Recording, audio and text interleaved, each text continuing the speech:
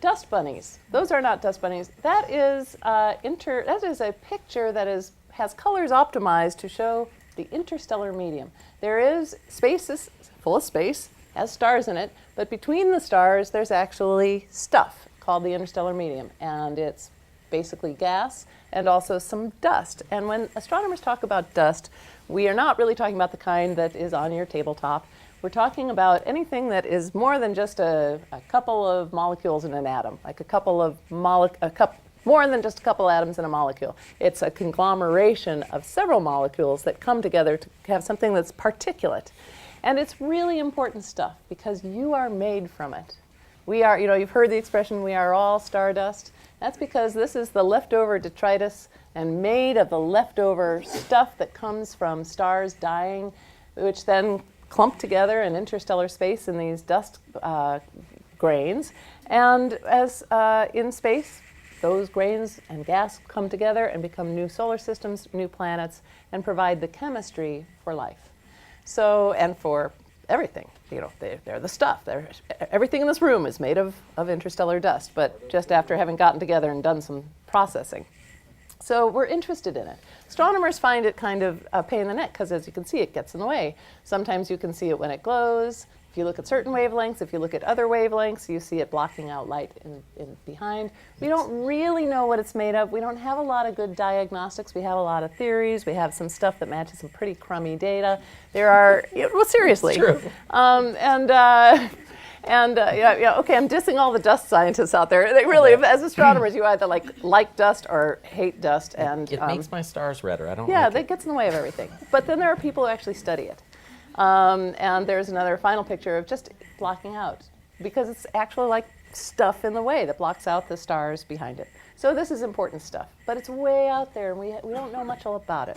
Well, enter to the story a mission called Stardust. And although the name says Stardust, in fact, it was built to go study dust from a comet. This is Comet Built 2. This is a picture of a comet at the time, stunningly beautiful. We're going to show you a few other comet pictures in a little while that will knock the socks off of this one. But nonetheless, at its time, it was a shocker and a gorgeous picture. Who had ever really seen a comet so up close and so beautiful? But it had the ability also to collect interstellar dust by having its detectors facing toward the prevailing winds as we in the solar system go sailing through the interstellar medium. These little collectors in here, it looks like a little tennis racket and that's kind of about the size of it. It has in it this crazy material called aerogel. Sometimes it's referred to as frozen smoke. Really, really lightweight, like barely there. I mean, seriously, it's like take smoke and freeze it, somehow get it to be a solid, and that is aerogel. So you can see, I mean, that's stuff. That's a big block of the stuff. But what's amazing about it, well, it has a million amazing properties. It's very strong, it's heat resistant, those crayons are not melting. So it's, one side can be super hot, the other side cool. But it traps stuff that goes flying into it. As the tennis racket goes sailing through interplanetary space, it picks up those dust grains and they get trapped in these little cells filled with aerogel. So this is what we've typically seen on these Stardust results are these cometary dust particles, and it's like getting little bits of comet.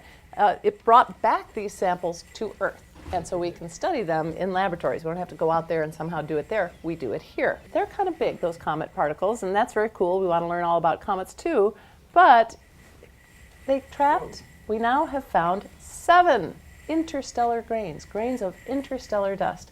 I meant to say that to study all these data, there's actually a project that involves you, citizen scientists, going through on the internet through a bunch of different data and looking at these crazy tracks and saying, there's one, there's another one.